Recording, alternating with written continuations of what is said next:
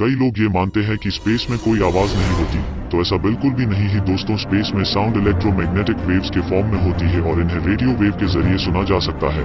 तो चलिए सुनते हमारे सोलर सिस्टम के कुछ प्लैनेट्स की आवाज। Number 1 sun. Number 2 Mercury.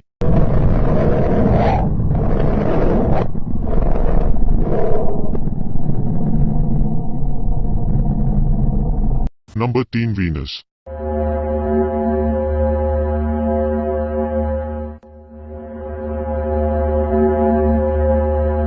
Number 4 Mars.